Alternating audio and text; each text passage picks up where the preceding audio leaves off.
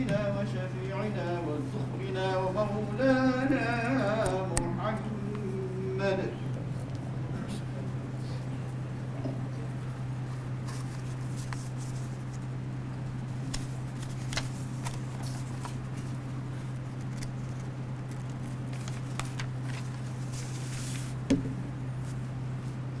Assalamualaikum warahmatullahi wabarakatuh.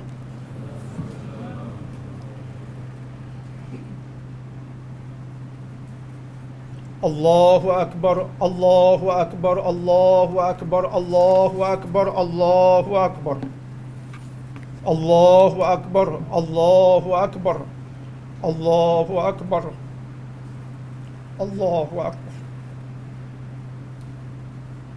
Allahu akbar kabira, walhamdulillahi katsira, wa subhanallahi bukratan wa asila. Alhamdulillahilladzi hadana lihadza wa ma kunna linahtadiya laula an hadana Allah.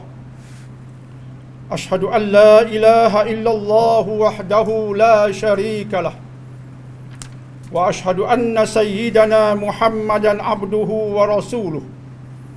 Allahumma salli wa sallim wa barik ala hadzal nabiyyil karim sayyidina Muhammad wa ala alihi wa ashabihi wat tabi'in wa tabi'it tabi'in lahum bi ihsanin ila yaumiddin. Amma ba'd, fa ya ibadallah ittaqullah wa'lamu annallaha ma'al muttaqin. Hadirin dan hadirat yang dihormati lagi dimuliakan, alhamdulillah, hari ini 1 Syawal 1443 Hijrah. Hari ini sambutan ibadah yang bernama Aidil Fitri. Kita bersyukur dipanjangkan umur, bersyukur diberikan kesempatan untuk bertaubat, masih diberikan kesempatan untuk beribadah, untuk sujud, untuk menyatakan kelemahan dan kedhaifan diri kita bersama, untuk mengisytiharkan bahawa kita hamba dan Dia pencipta hamba-hambanya yang kerdil. Masih berkesempatan untuk solat, masih berkesempatan untuk meraihkan Aidil Fitri 1443 Hijrah. Sambutan Aidil Fitri ada disebutkan secara umum dalam Al-Quran. Dalam surah nombor 2, surah Al-Baqarah, ayat 185. Allah berfirman, walitukmilul iddata walitukabbirullaha ala ma hadakum wa la'allakum tashkurun. Dan hendaklah kamu menyempurnakan puasa Ramadan itu, dan kemudian hendaklah kamu bertakbir mengagungkan Allah atas petunjuk yang Allah kurniakan kepadamu. Semoga dengannya kamu termasuk golongan yang benar-benar bersyukur. Ayat ini walaupun sebahagian saja dari ayat 185 Al-Baqarah, namun ia memberikan satu konsep umum tentang Aidil Fitri. Pertama, Allah mengatakan hendaklah kamu menyempurnakan puasa kamu. Dalam bahasa lain, jika ada orang Islam yang terpaksa meninggalkan puasa Ramadan disebabkan uzur syar'i yang tertentu, dia wajib menyempurnakan puasa yang tertinggal itu. Sebab Allah mengatakan walitukmilul, hendaklah disempurnakan puasa Ramadan, diqadha bagi habis. Dan kemudian Allah mengatakan bila selesai Ramadan dilaksanakan, walitukabbirullah, hendaklah kamu mengagungkan Allah, bertakbir kepada Allah.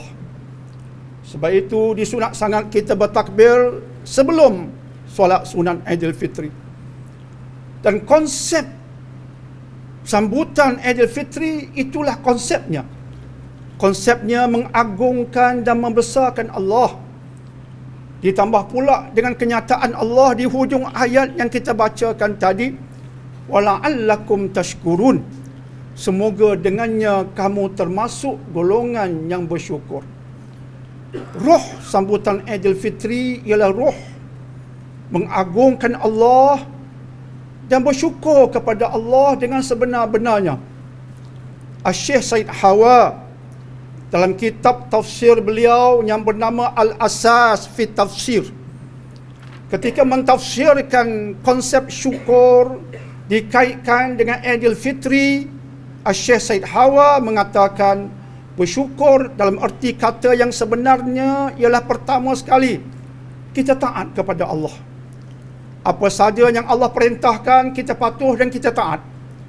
Dan yang keduanya ialah kita meninggalkan maksiat, meninggalkan perkara yang diharamkan.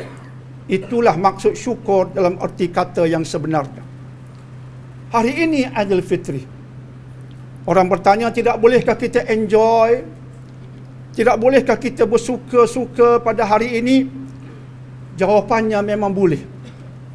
Boleh enjoy, boleh bersuka-suka, tetapi di atas landasan syukur, di atas landasan mengagungkan Allah. Dalam bahasa yang lain, bila kita enjoy, kita bersuka-suka di atas syukur dan mengagungkan Allah, artinya kita enjoy, kita bersuka-suka, kita mengharungi Aidilfitri berlandaskan syariat Allah. Kita tidak akan melakukan benda yang haram. Contohnya, di musim Aidilfitri, kita jaga solat yang 5. Ia solat yang fardu. Ketika di musim Aidilfitri, pastinya kita akan bergaul dengan rakan-rakan, bertemu mereka di sana sini. Jaga batas pergaulan. Jangan terjebak dengan pergaulan yang ada unsur bebas. Bersalaman, sesama lelaki dan perempuan yang diharuskan nikah, jauh sekali berpelukan, itu semua dilarang. Maka menyambutnya boleh dengan enjoy, bersuka-suka, tetapi syariat diagungkan ketika enjoy dan bersuka-suka. Syariat didaulatkan, menyuluh setiap tindak tanduk kita ketika enjoy, bersuka-suka, mengharungi Aidilfitri ini. Allahu Akbar, Allahu Akbar, Allahu Akbar, walillahil hamd. Tuan-tuan dan puan-puan hadirin dan hadirat yang dihormati lagi dimuliakan. 1 Mei 2022. Satu tarikh yang benar-benar tertanam di minda kita bersama. Tarikh di mana kita mendapat kelonggaran yang besar dalam konteks SOP era pandemik. Dan kita hendak memasuki era endemik, keluar daripada era pandemik. Maka kita tidak lagi bersolat dengan penjarakan fizikal. Kita tidak perlu lagi membawa sejadah ke surau ke masjid, digalakkan sahaja. Tetapi masih perlu ketika bersolat kita memakai mask. Masih ada ikatan SOP ke atas kita. Tapi banyaknya dilonggarkan. Malah pada hari ini kita diizinkan bersalam-salaman. Nanti selepas Aidilfitri, saya juga telah merujuk pada pengurusi karya tentang SOP yang beliau terima, sah. Kita boleh bersalam-salaman tetapi bukan berpeluk-pelukan. Dan ketika kita bersalam-salaman, jangan sapu tangan kita ke muka kita. Itu SOP, alhamdulillah. 1 Mei mengizinkan kita melakukan semua itu, alhamdulillah. Namun COVID-19 masih belum meninggalkan kita sepenuhnya. Tribulasi ujian COVID-19 belum lagi meninggalkan kita. Masih ada Omicron, dan sekarang di Afrika Selatan kes makin meningkat disebabkan subtype, pecahan anak beranak daripada Omicron sudah pun terhasil.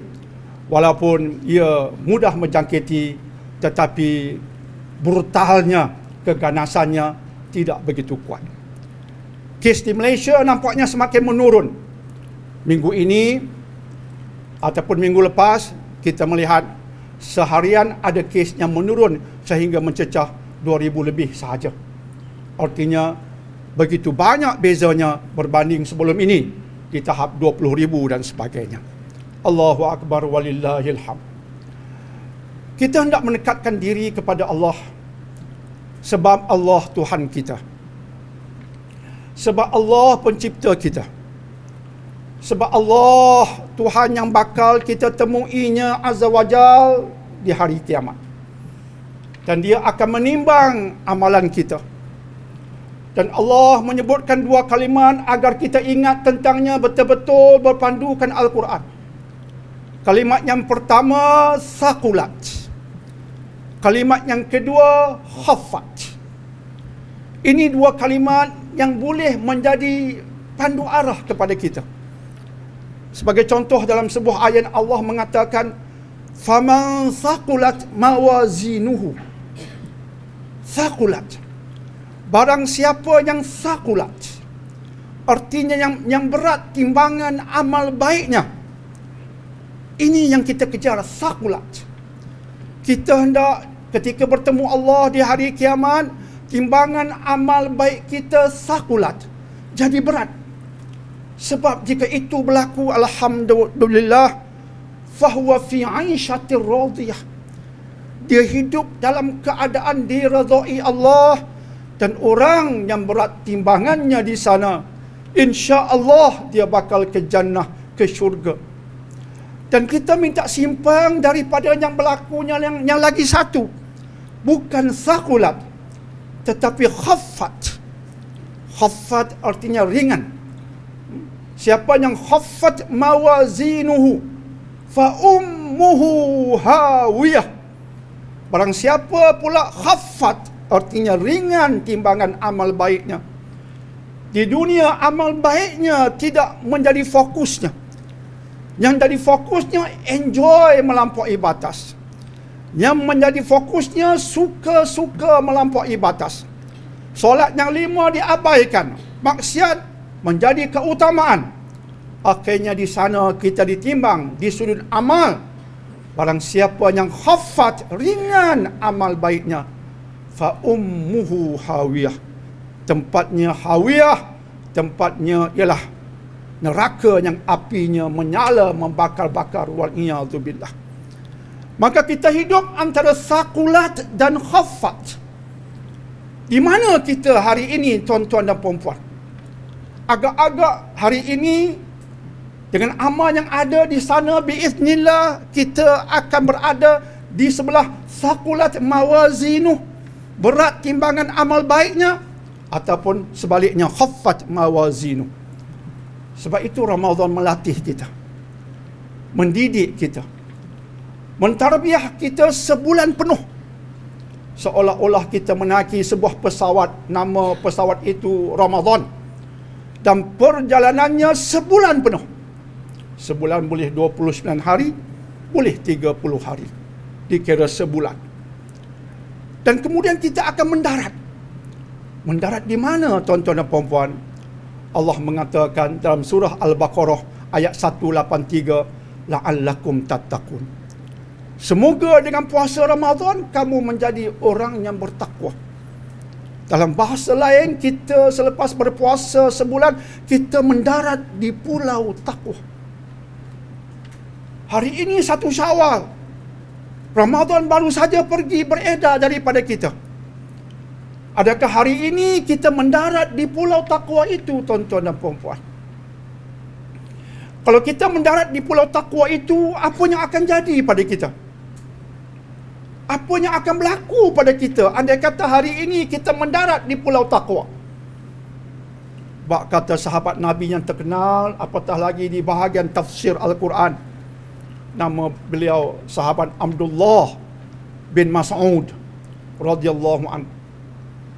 Beliau berkata, takwa yang sebenar-benarnya ialah pertama, kamu taat dan tidak maksiat. Maka pada 1 Syawal dan seterusnya selepas ini, kita hidup dalam keadaan taat, membenci maksiat. Itu yang akan menonjol jika takwa menyentuh kita. Dan yang keduanya, mereka ingat, tidak lupa. Artinya kita pergi ke mana-mana pun, kita ingat kepada Allah. kita tidak akan melupakan Allah. Itu jika takwa menyentuh kita. Dan yang ketiganya, kita bersyukur dan tidak kufur. Kita ada cita-cita, kita ada ambitions, kita ada idaman kita. Tetapi tidak kesemua itu kesampaian. Kadang-kala ia terbabas di tengah jalan. Kita bersyukur, tetap bersyukur, tidak kufur, merungut, memarahi Allah jauh sekali. Itulah takwa. Singkatannya TIS, T-I-S. T taat, I ingat, S syukur. Adakah TIS ini yang kita peroleh pada hari ini? Harapannya iya. Bermula hari ini kita hidup dalam taat, ingat kepada Allah dan syukur kepada Allah. Tuan-tuan, hadirin hadirat yang dihormati lagi dimuliakan. Tema takwa ini Al-Quran angkat setinggi-tingginya. Takwa. Kita cuma dengar kalimat takwa berdasarkan agama. Tanpa agama, kita tak tahu pun konsep takwa itu wujud. Adakah konsep takwa? Kita tak mungkin tahu tanpa agama berdasarkan Al-Quran. Tetapi disebabkan agama berdasarkan Al-Quran, itulah kita faham, oh, takwa ini penting. Dan Al-Quran benar-benar mengangkat takwa. Tema takwa Al-Quran angkat setinggi-tingginya. Tuan-tuan dan puan-puan, saya nak bertanya kepada tuan-tuan dan puan-puan. Mengapa agaknya takwa penting? Why? Mengapa takwa penting? Apa sebabnya? Pagi ini kita bicarakan ringkas dua sebab. Pertama, takwa lah yang membawa kemuliaan pada kita. Berdasarkan surah nombor 49, surah nombor 13, surah Al-Hujurat, Allah berfirman, "Inna akramakum indallahi atqakum." Orang paling mulia di sisi Allah dari kalangan kamu ialah orang yang paling bertakwa. Kemuliaan bukan disebabkan kita ada pangkat, kita golongan bangsawan, kereta kita hebat, rumah kita besar, gaji kita tinggi, kita digelar jutawan, kita selebriti, kita bapa selebriti, kita mak selebriti, kita adik-beradik selebriti. Kehebatan bukan di situ, kemuliaan bukan disebabkan itu. Tetapi di sisi Allah, kemuliaan adalah disebabkan takwa. Dan sebab kedua takwa diangkat tinggi oleh Al-Quran ialah takwa persis satu tiket visa ke syurga. Bacalah Ali Imran surah nombor 3 ayat 133. Di hujung ayat itu Allah mengatakan, "Uiddat lil muttaqin." Allah cipta sediakan syurga lil muttaqin, khas untuk orang bertakwa. Lantas bila Ramadan mendidik kita supaya terhasil takwa, seolah-olahnya tuan-tuan dan puan-puan, Allah nak kita jadi ahli syurga sebelum masuk syurga. Di dunia ini Allah mau ciri-ciri kita, ciri-ciri ahli syurga sebelum benar-benar masuk syurga. Simboliknya demikian. Itulah kemuliaan. Dan ciri-ciri yang telah disebutkan daripada sahabat Ibnu Mas'ud radhiyallahu an telah pun kita sebutkan tadi. Itulah perinciannya. Allahu Akbar, Allahu Akbar, Allahu Akbar, walillahil hamd. Dan sebelum kita berakhir, hendak juga saya sebutkan satu benda, iaitu hasil dari tulisan Imam Besar Imam Al-Ghazali, pengarang kitab Ihya. Kitab beliau yang terakhir sekali bernama Minhajul Abidin. Minhajul Abidin artinya landasan jalan untuk orang yang hendak mengabdikan diri kepada Allah. Jika kita berubah nak jadi baik, alhamdulillah, tetapi ingat, nak berubah, nak jadi baik, nak jadi bagus, dia kena ada minhaj. Bukan boleh berubah begitu saja.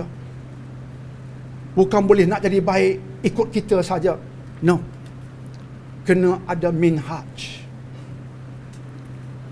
You want to change, that's good. You want to change towards the better, that's good.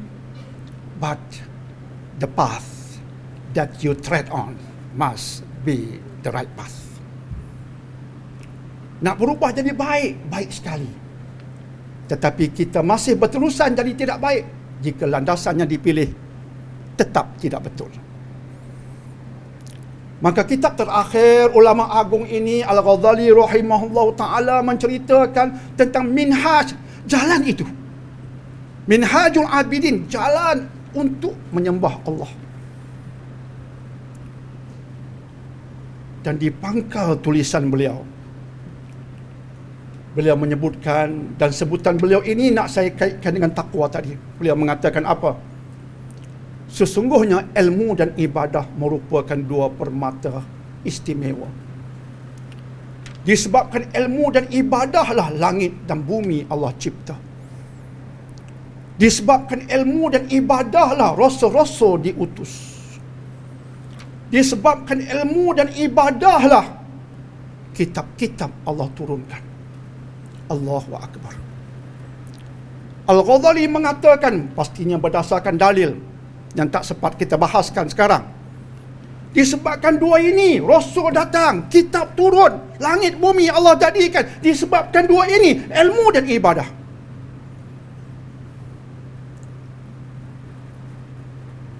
Artinya, kalau kita hidup, kita abai ibadah, apalah guna hidup ini?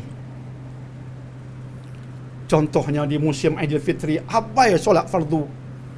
Kita mungkin tertawa, tapi sebenarnya apalah guna hidup ini tanpa ibadah? Dan yang keduanya, jika hendak betul-betul beribadah, kena ada ilmu, knowledge, true knowledge. Bukan ikut-ikutan sebab Pak Long saya, sebab Pak Cik saya, tidak. Betul-betul berdasarkan ilmu, berteraskan Al-Quran dan juga As-Sunnah. Jika ini kita kuasai dalam hidup kita, itulah penerbangan yang akan membawa kepada takwa. Allahu Akbar. Allahu Akbar. Allahu Akbar. Walillahil hamd. Maka tuan-tuan dan puan-puan yang dihormati lagi dimuliakan, janganlah Ramadan yang kita bina kita hancurkan sekelip mata. Dan sebagai akhir kalam, saya nak menyebutkan satu nukilan oleh Imam Ibn Rajab Al-Hambali. Dinukilkan dalam kitab beliau Lataiful Ma'arif, tentang seorang ulama besar, Imam Bishr bin Harith Al-Hafi rahimahullah ta'ala.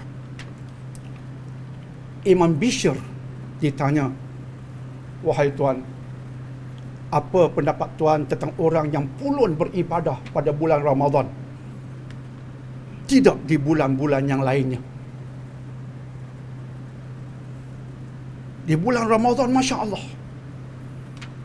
sembahyang yang hebat, yang fardu, malam ditambah dengan tarawih, Masya Allah.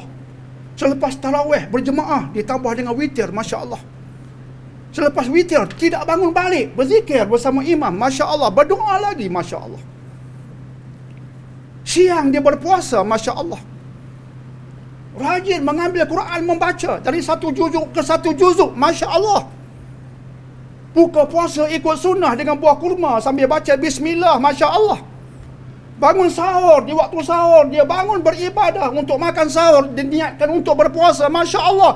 Baik sungguh kita di bulan Ramadan sampai 1 bulan.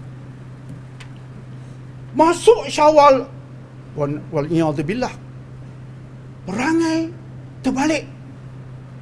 Sembahyang tak buat dah, tiba-tiba Quran tak lagi disentuh. Bangun sahur langsung tak bangun. Subuh pun pukul 8 pagi. Mengapa berbeza?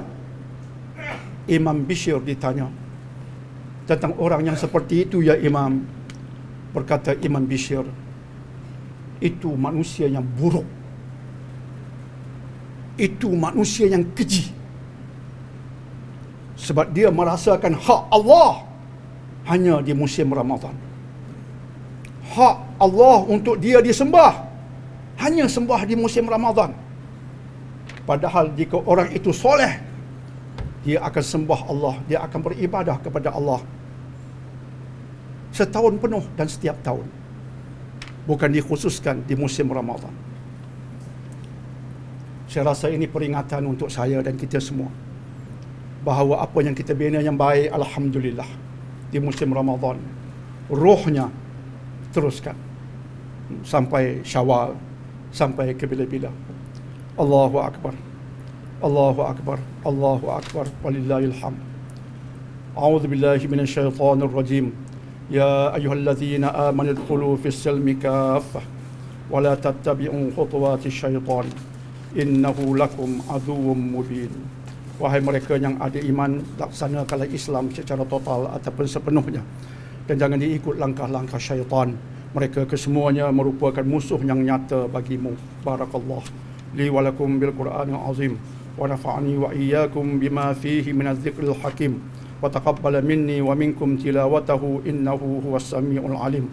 Aqulu qawli hadza wa astaghfirullah li wa lakum wa lisairil muslimin wal muslimat fastaghfiruh faya fawzal mustaghfirin wa ya najatat taibin. اللهم صل على رسولك سيدنا ونبينا وحبيبنا وشفيعنا وذخرنا ومولانا محمد. الله أكبر الله أكبر الله أكبر الله أكبر الله أكبر الله أكبر الله أكبر الله أكبر كبيرا والحمد لله كثيرا وسبحان الله بكرة وأصيلا. الحمد لله رب العالمين وبه نستعين. أشهد أن لا إله إلا الله وحده لا شريك له وأشهد أن سيدنا محمدا عبده ورسوله. اللهم صل وسلم وبارك على سيدنا محمد وعلى آله وأصحابه ومن اهتدى بهديه إلى يوم الدين. أما بعد، فيا عباد الله اتقوا الله حق تقاته ولا تموتن إلا وأنتم مسلمون. قال الله تعالى في الكتاب العزيز: إن الله وملائكته يصلون على النبي يا أيها الذين آمنوا صلوا عليه وسلموا تسليما. اللهم صل على محمد وعلى آل محمد. Tuan-tuan dan puan-puan yang dihormati lagi dimuliakan, dua peringatan. Pertama, disunatkan kita berpuasa 6 hari di bulan Syawal, kecuali pada hari ini 1 Syawal diharamkan kita berpuasa. Hari ini hari bergembira, hari makan minum. Selepas hari ini, bermula besok, boleh berpuasa sunat Syawal bagi mereka yang menghendakinya. Mari sama-sama kita hidupkan puasa sunat 6 hari di bulan Syawal. Tidak kira hari apa kita lakukannya, berterusan, bersambung ataupun tidak. Yang penting dicampur kesemuanya 6 hari di bulan Syawal. Dan yang keduanya, saya peringatkan lagi sekali tentang SOP. Pakai mask lepas ini, dan boleh bersalam-salaman tanpa berpelukan, cuma tangan, jangan sapu ke muka. Dan disunatkan bila kita bertemu, kita sebut taqabbalallahu minna wa minkum. Sebutan ini kalau kita buka kitab, ia sebutan antara sahabat. Sahabat-sahabat Nabi mempopularkan ungkapan ini. Taqabbalallahu minna wa minkum, dilaporkan dalam kitab-kitab agung, maka kita pun jadikan dia amalan. Semoga Allah menerima amal kami dan amal kamu. Selepas itu boleh kita tambah dengan selamat hari raya. Contoh taqabbalallahu minna wa minkum, selamat hari raya dan sebagainya, tidak ada salahnya, sebab kesemuanya adalah ungkapan-ungkapan yang baik yang mengelokkan hubungan sesama kita, insya-Allah.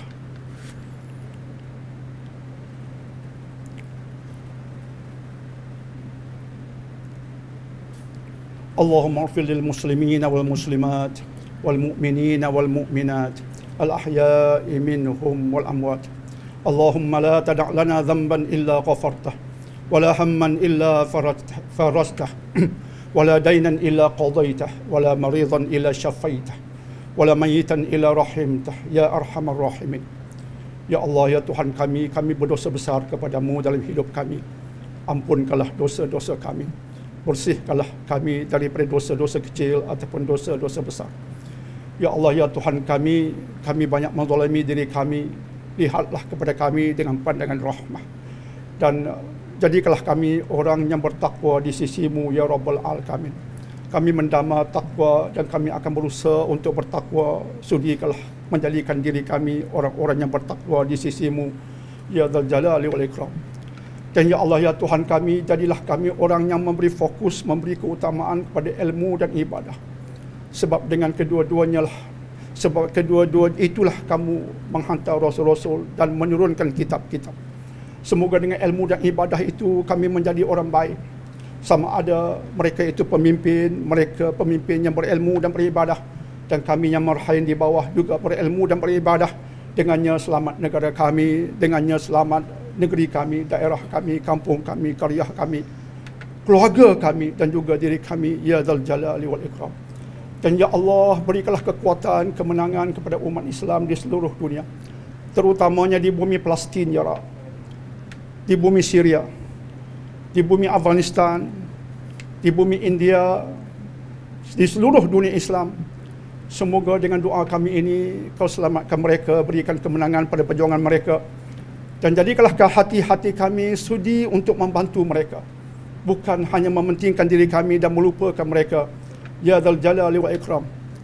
Dan ya Allah, jadikanlah keluarga kami, isteri-isteri, bagi pihak isteri, suami-suami, anak, cucu, cicit kami, ya Allah. Jadikan kesemua kami dari kalangan yang bertakwa kepadamu, ya Allah. Dan semoga dengan itu, ya Allah, kami dapat memasuki jannah-Mu bersama, ya Rabbal Alamin. Dan ya Allah, berikanlah taufik dan hidayah pada Seri Paduka Baginda yang di-Pertuan Agong, dan juga Tuan yang terutama yang di-Pertuan Negeri Pulau Pinang. Rabbana la tuzigh qulubana ba'da idh hadaitana wa hab lana min ladunka rahmatan innaka antal wahhab. Rabbana atina fid dunya hasanah wa fil akhirati hasanatan wa qina adzabannar. Ibadallah, innallaha ya'muru bil 'adli wal ihsan wa ita'i dzil qurba wa yanha 'anil fahsya'i wal munkari wal baghi ya'idzukum la'allakum tadhakkarun. Fadhkurullaha al-'azima yadhkurkum washkuruhu 'ala ni'amihi yazidkum was'aluhu min fadlihi yu'tikum wa la dzikrullahi akbar wallahu ya'lamu ma tasna'un. Allahu akbar, Allahu akbar, Allahu akbar, walillahil hamd. Sallallahu ala Muhammad sallallahu alaihi wasallam. Sallallahu ala Muhammad sallallahu alaihi wasallam.